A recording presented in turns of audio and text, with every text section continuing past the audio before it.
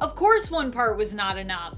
Welcome back, Nerd Squad. There are so many amazing black superheroes that did not make our cut for part 1 of this list that deserve to. And so we are back with even more outstanding black superheroes who deserve your time and your respect. And honestly, I really want to bring you a part 3. So if you're loving these lists and you want more, please be sure to let us know, because I definitely have more superheroes they're still not mentioned that need to be mentioned, so yes.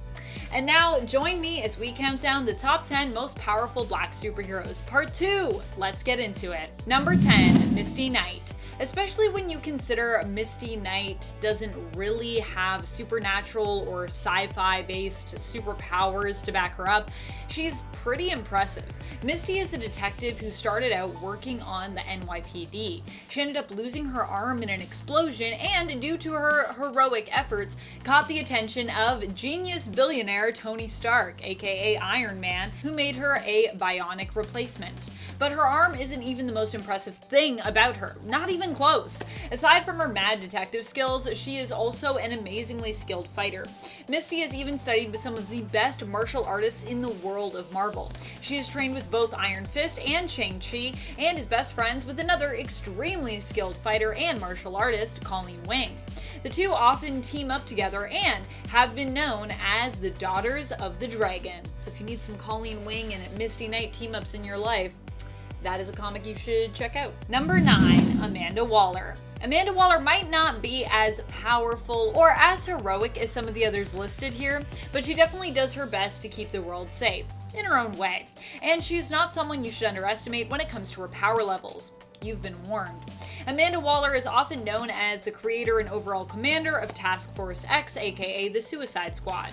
When it comes to this team of often villainous misfits, she is the one that calls the shots and also knows how to coax her team members into doing what she wants and what she needs to get done. Amanda Waller has also been known as a skilled fighter and a tactician herself back in the day, but it's truly her influence that makes her so powerful and so scary. And friends, if you are loving this list and you want even more lists like it, or perhaps a part 3, please, then be sure to let us know by giving this video a thumbs up. Number 8, Spider-Man. Miles Morales is Spider-Man. I personally am ready for the day that we actually get to see what happened in Ultimates happen in the main continuity, where Peter passes on the mantle of being Spidey to Miles, who takes over as the main continuity Spider-Man in 616, like full time. Can we please have that happen at some point, because I am ready for it. Miles is an interesting Spider-Man as well, having powers that also just make him more versatile and at times even more powerful than Peter Parker's Spider-Man.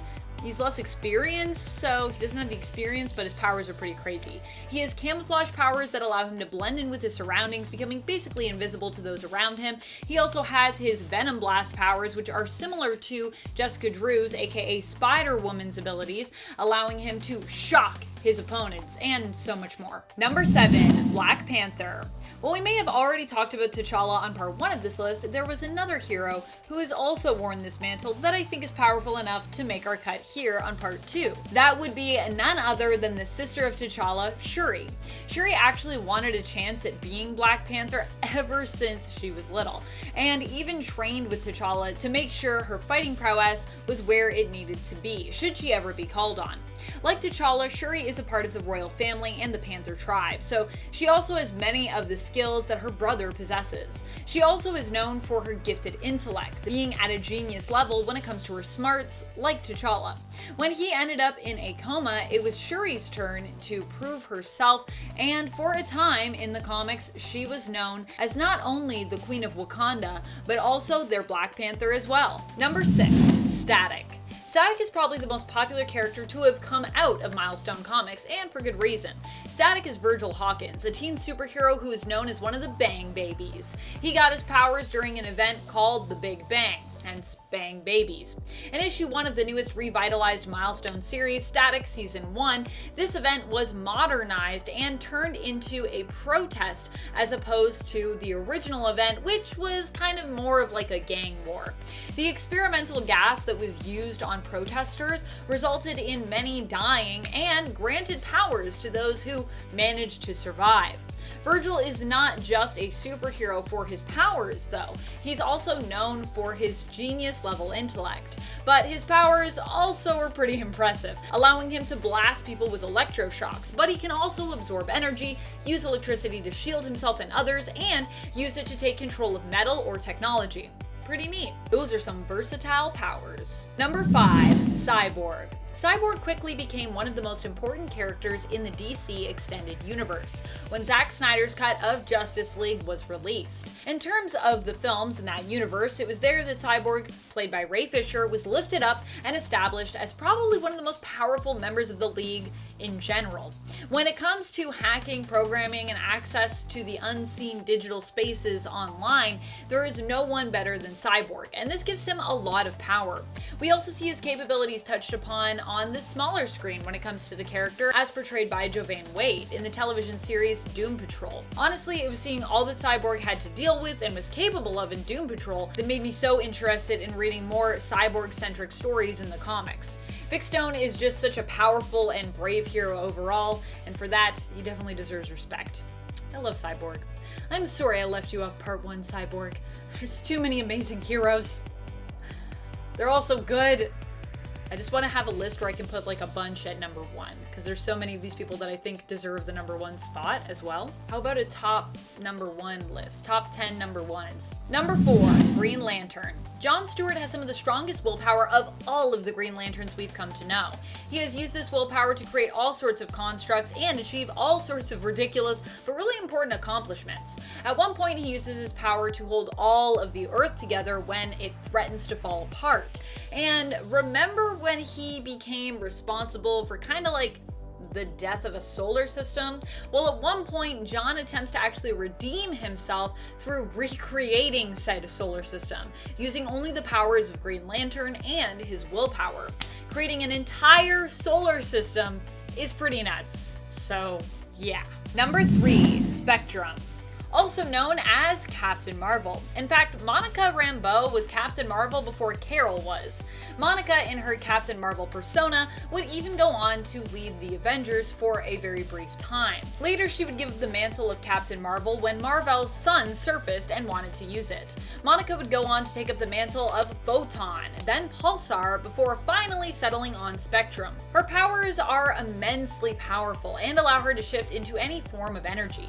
She received them after attempting to apprehend a criminal on the seas and being exposed to radiation from one of their inventions. Monica used to work as a lieutenant for the New Orleans Harbor Patrol before becoming a full-fledged superhero and leaving New Orleans for New York in hopes that someone there could help her get a better handle on her new powers. Which it turns out people were able to do, so it all worked out. Yay! Now she's crazy powerful. She's like really, really powerful. Number 2, Icon. When it comes to milestone superheroes, probably one of the most powerful of all is Icon. Icon is basically Milestone's Superman, and the two characters have even fought before, proving that the two are pretty much equals when it comes to their power levels. Augustus Freeman is Icon, an alien from another world who adopted the appearance of the first person seen by his escape pod as part of its technology, allowing him to better blend in. Due to the time period when he arrived, he crash-landed on a plantation and was approached by a black woman who lived there and was forced to work against her will in the fields.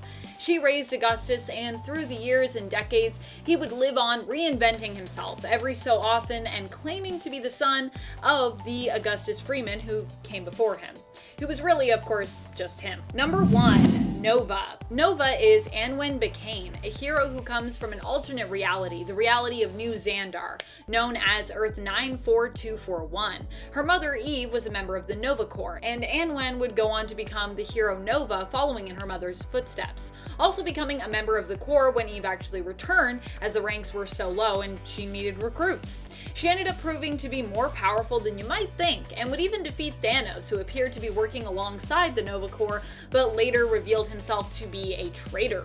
He killed Anwen's mother, Eve, trapping her soul in the Soul Stone.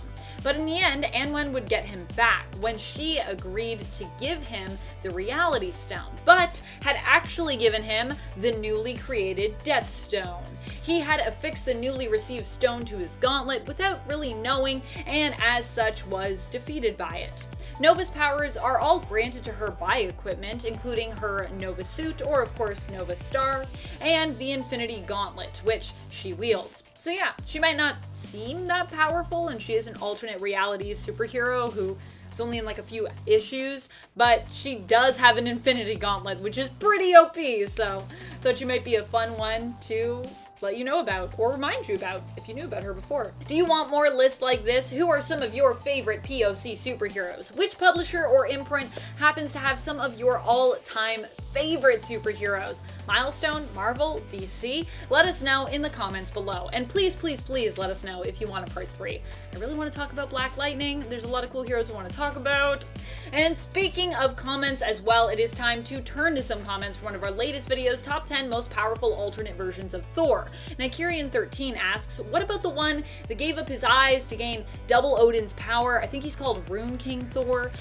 Yes, that is a thing. However, Rune King Thor is actually part of the main continuity, so couldn't really count him as an alternate because he is Thor. If y'all want to learn more about Rune King Thor, you can check out Mighty Thor issue 80 is I think where that sort of story arc starts, and that's from volume 2 of Mighty Thor, which started in 1998, but this all takes place during Avengers Disassembled, which was in 2004, issue 80, so obviously much later, not quite 1998, but that's just when that volume started with issue 1. Chris Bradley comments, I would love to know more about the Thor from the Marvel Cinematic Universe. Man, I feel like we're all gonna learn more when we get Love and Thunder, baby. Paul Balcom responds, if you love saying scuttlebutt, you'll enjoy the current Beta Ray Bill series. 1, I picked this comment because I just wanted to say scuttlebutt again, and 2, I should obviously add that to my pull list, so noted. And that's all the time we have for comments today. Be sure to comment below for a chance to have your thoughts and feels shouted out in a future video. This has been Top 10 Nerd, and I'm your host Amanda McKnight, reminding you as always to stay nerdy, YouTube. Bye!